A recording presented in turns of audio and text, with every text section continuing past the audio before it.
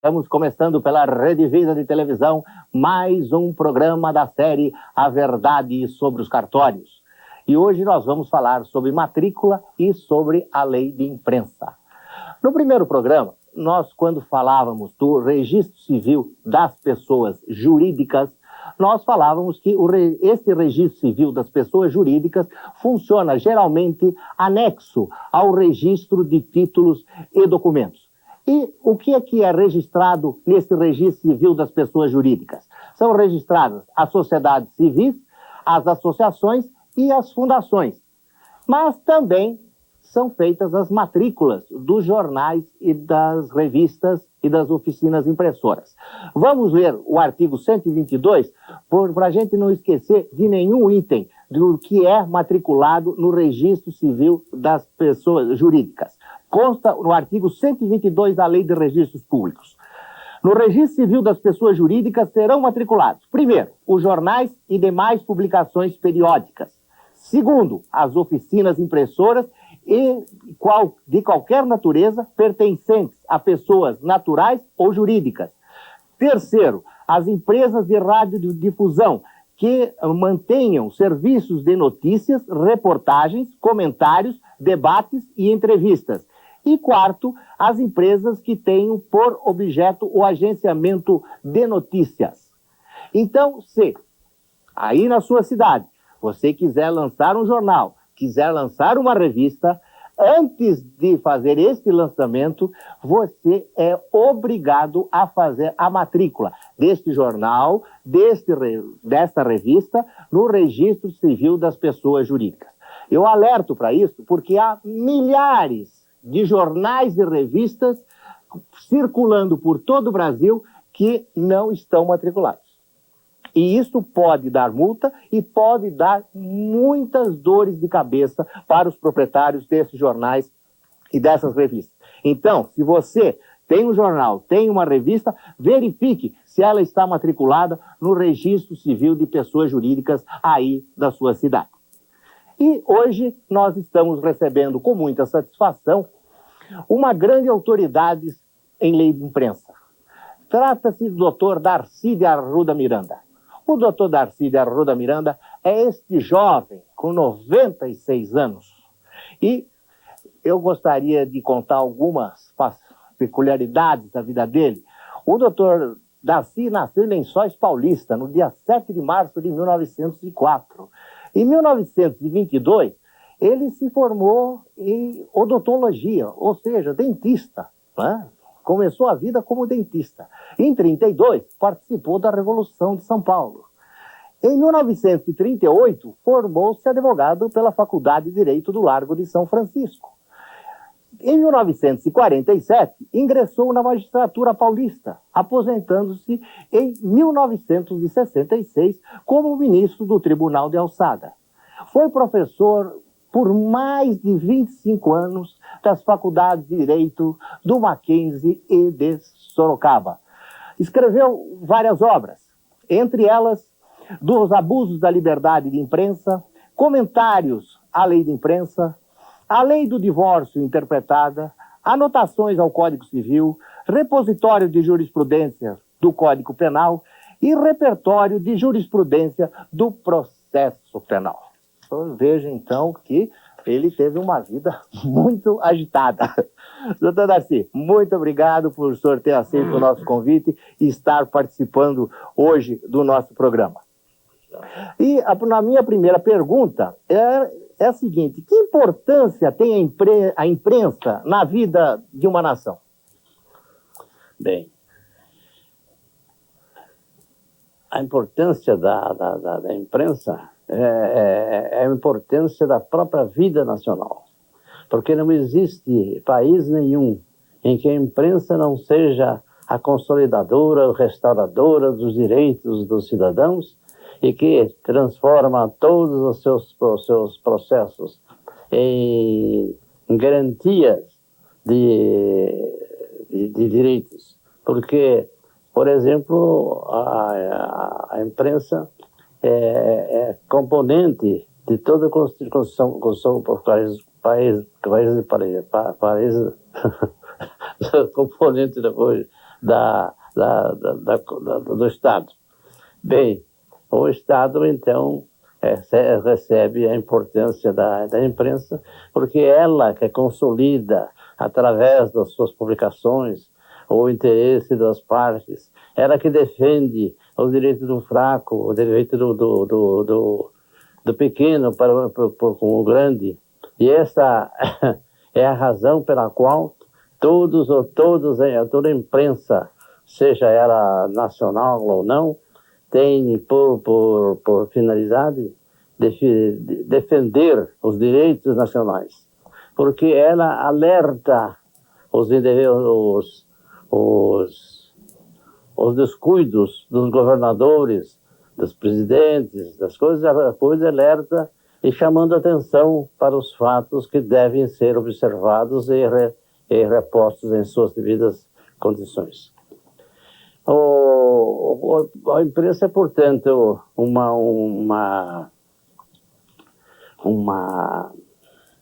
vamos dizer,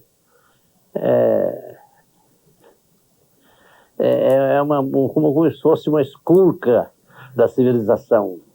É preciso almenar a vigilante dos direitos humanos. É ela que garante a todos os pequenos e grandes o direito de falar, de defender os seus direitos perante a nação. E não existe, portanto, país nenhum que não tenha sido garantido pela imprensa, que foi considerado até como o quarto poder do Estado. Perfeito. Nós vamos para o intervalo comercial e voltamos já já.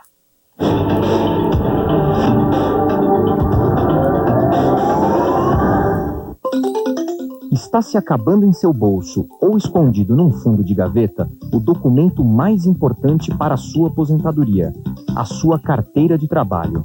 Por isso, saiba que se ela sumir ou for roubada, sua aposentadoria poderá não acontecer. A única saída rápida, inteligente e econômica é registrar hoje mesmo sua carteira de trabalho num cartório de títulos e documentos. Com esse registro, você fica garantido pelo resto da vida, mesmo que sua carteira desapareça, porque terá a certeza de ter uma cópia sempre que precisar. Basta ir ao cartório e pedir uma certidão que tem o mesmo valor do original. Registre sua carteira de trabalho, o seguro da sua aposentadoria.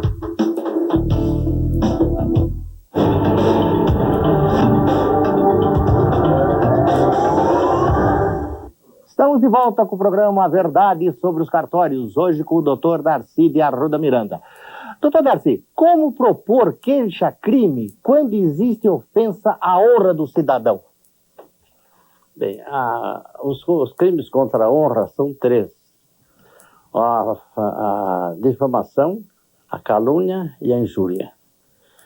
Acontece que, por ironia jurídica, vários advogados já consumados na profissão entram com queixa-crime englobando os três itens: difamação, calúnia e injúria. São coisas distintas, são conceitos diferentes, de modo que injúria não é calúnia, a difamação não é injúria.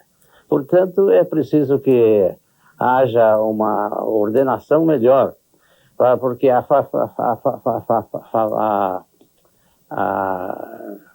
difamação e a calúnia constituem a honra objetiva. E esta honra objetiva comporta justamente esses dois elementos: difamação e calúnia. A difamação é considerada por uma ofensa que se faz ao cidadão, porque todos nós temos um direito de ser bem recebidos na nossa campanha, nos nossos trabalhos e tudo mais. Todos nós temos, portanto, aquela garantia de direitos e também de reconhecer os seus deveres pessoais e a sua personalidade também. A reputação do indivíduo corresponde à sua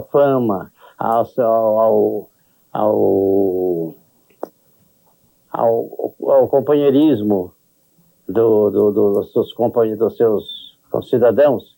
Quer dizer, o benefício do indivíduo tem que ser recebido assim, porque ele precisa não só do seu convencimento próprio, do seu valor próprio, ele precisa também do conceito dos seus concidadãos, porque é disso que ele vive, da Constituição. Tem que respeitar, portanto, o respeito da reputação. A reputação do indivíduo é uma reputação importantíssima, porque uma vez fendida a nação, ele já sofre um caput de minúcio. Não pode ser a opinião, não pode, portanto, ser ofendido na sua reputação, porque a reputação é a coisa mais importante que o homem tem, porque é justamente se ele é um homem correto, honesto, trabalhador e bem vivido, ele tem que ter conceitos de todos os seus concidadãos. Agora, a defesa é o seguinte: a reparação, a difamação e a calúnia correspondem à honra objetiva e a injúria à honra subjetiva. Quer dizer, a honra objetiva é aquela que atinge a reputação do indivíduo, e a honra da outra atinge apenas a dignidade e o decoro. É aquela vantagem que tem o indivíduo, que ele se considera correto nos seus trabalhos, na sua atividade, no seu convívio com os cidadãos. Então, isso é de dignidade e decoro. Só a injúria já é de direito subjetivo. Então, o que é? A difamação exige, então, a ofensa à reputação. A calúnia também. Essa diferença entre calúnia e difamação é que a difamação é uma ofensa à honra do indivíduo e à sua reputação. A calúnia precisa uma acusação, defender-se de uma acusação falsa. E a injúria não é simplesmente o senhor chama de ladrão, um covarde, um desclassificado. Isso é uma injúria. Agora, como é que pode fazer a injúria juntamente com a difamação e a calúnia? Não pode, é uma ironia jurídica que está sendo constantemente usada pelos advogados. Perfeito. Nós vamos para mais um intervalo comercial e nós voltamos já com o nosso programa.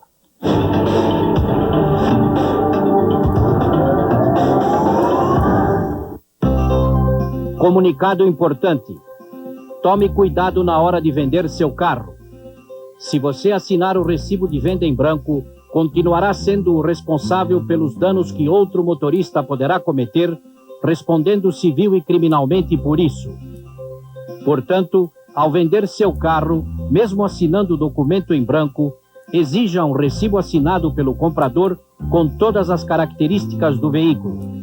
Coloque o dia e a hora, reconheça a firma e registre esse recibo no cartório de títulos e documentos.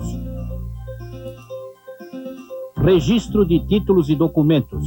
O endereço do seguro eterno, pelo qual você paga uma única vez.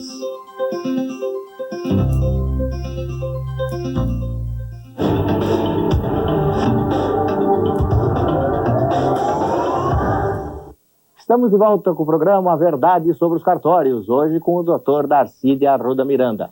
Dr. Darcy, o que significa direito de defesa nos crimes contra a honra? A nossa Constituição, no artigo 5º, consagra o princípio de isonomia. Quer dizer, o brasileiro, o estrangeiro, o residente no país, tem direito à segurança da liberdade, da vida privada, da sua privacidade, da sua honra. E, enfim, de acordo com o inciso 10 do artigo 5º, a qualquer ofensa A honra do indivíduo corresponde a uma consequência de perdas e danos por parte do ofensor. Então, aí há o dano moral, que surge então o dano moral ou o dano material.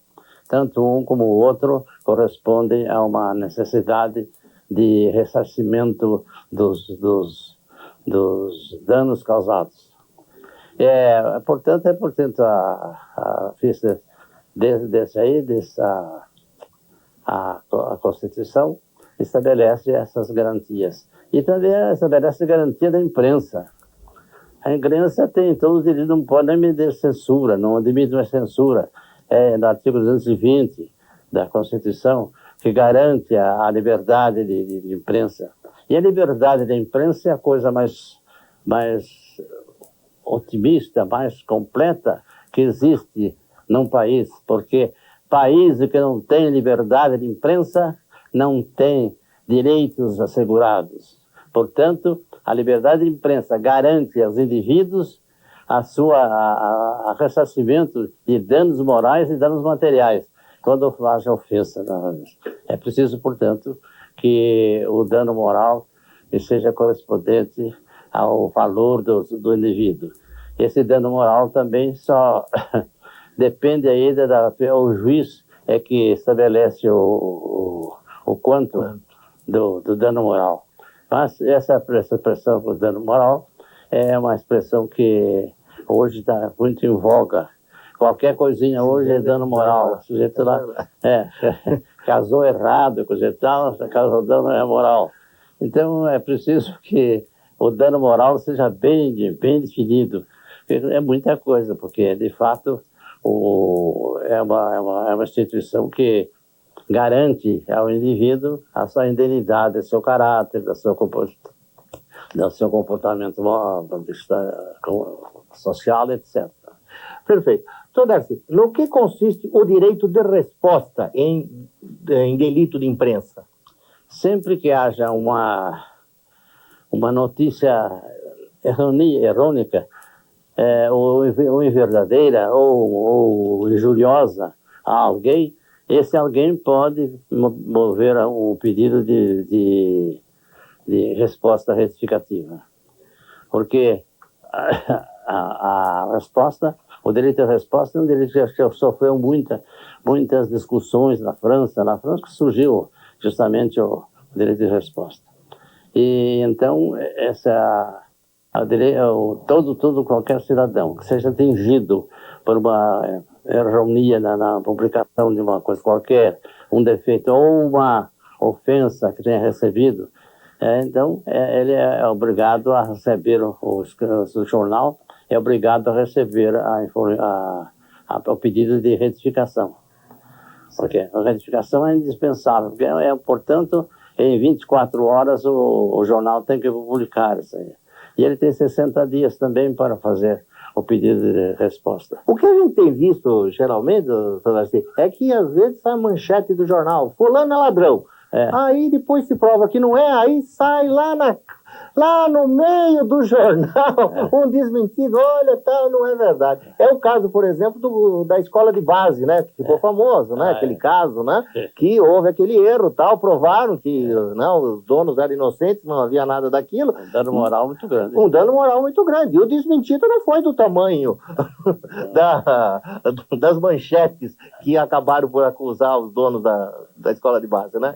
Então, foi mesmo, e acontece mesmo. Agora, se há uma expressão qualquer que possa onerar a honra do indivíduo, ele pode fazer um pedido de resposta. Agora, o pedido de resposta é mais interessante porque é feito em seguida. A ofensa já foi publicada, então ele entra com o pedido de retificação do pedido de resposta para que seja restaurada a verdade. Então é esta a vantagem da coisa. Em vez de estar promovendo a ação, ele pede apenas o pedido de resposta. E esse pedido de resposta é obrigado, o jornal é obrigado a fazer. Perfeito. O Dr. Darcy, além de todas as obras que publicou, ele também publicou um livro chamado Meus Devaneios Poéticos.